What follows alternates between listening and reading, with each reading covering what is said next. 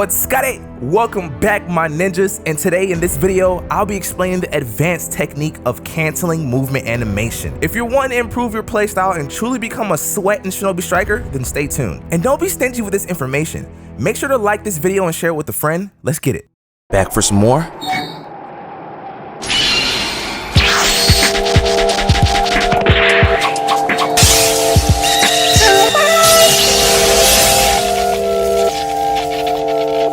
Now, for my casual players, a lot of you may be asking, what is canceling animation? What does that mean? Well, let me break it down to you like this. You ever fought somebody online that was extremely sweaty? They seem to be having advanced movement, bro. Like they were moving faster than a normal player would move, you know what I mean? They were making combos, doing combos that a normal person wouldn't usually do. I'm pretty sure you faced somebody that was using this technique. Animation canceling is basically when you stop the animation after effect has been applied, but the animation would normally still play through. This is why you can increase your speed by activating abilities faster because you're not waiting for unnecessary animations. This is also possible for jutsu combos, but that's for another video. So let's go ahead and get into the first technique, dash canceling. I've actually covered a video on this before in the past, and if you're interested, you can always check this out. On the very top right, it's called activating Sharingan because it's almost as if you're predicting your opponent's movement before they can do them. My favorite canceling technique of all time, bro.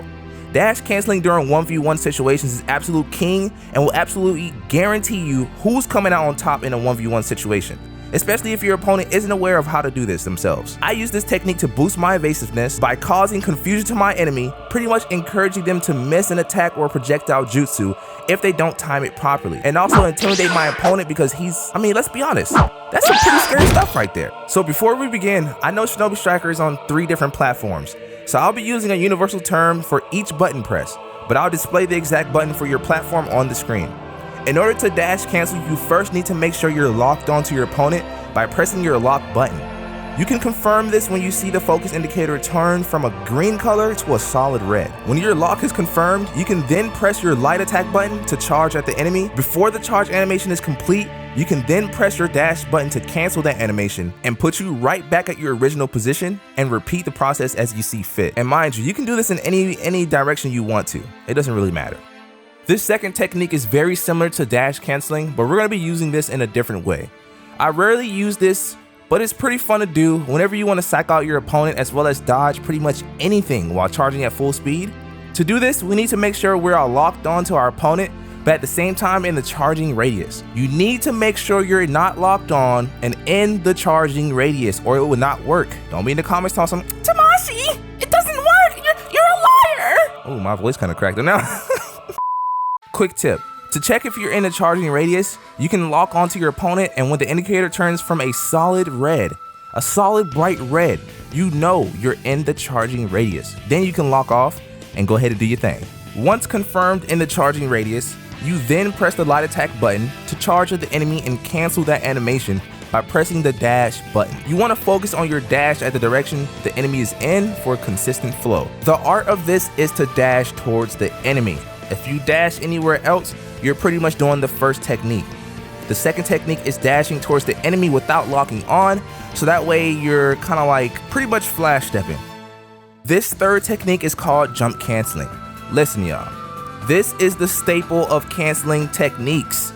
This right here needs to be locked into your brain. This needs to be your muscle memory. This will literally be how you travel in all maps. No more running, straight jumps. The reason is jump canceling just gives you an advantage because it gets you from point A to B way faster than running does. I don't know if y'all believe in me, so let's do a test.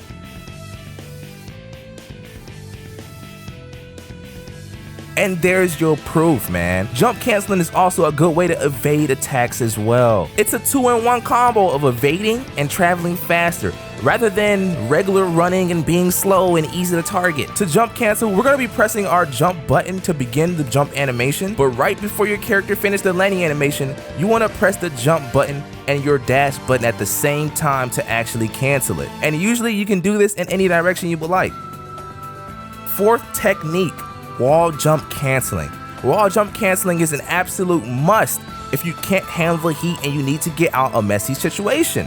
or you need to get over this huge wall to help a teammate in need. There is no twist to it. It's pretty much the same exact thing as jump canceling. You're just going to do it to get up the wall. Pretty much. Your timing will have to be a lot faster though, since the landing animation activates so fast. So pretty much all you have to do is spam your jump wall button and dash button at the same time repeatedly until you get over that wall. Now here's the 5th canceling technique. It's called like canceling. You spam the like button so much that the video shares with everyone in the world and information reaches as much people as possible, and we all winning. Look man, stay tuned for another video coming soon covering advanced attack techniques. Otsukare, thank you for stopping by family. Tamashi out.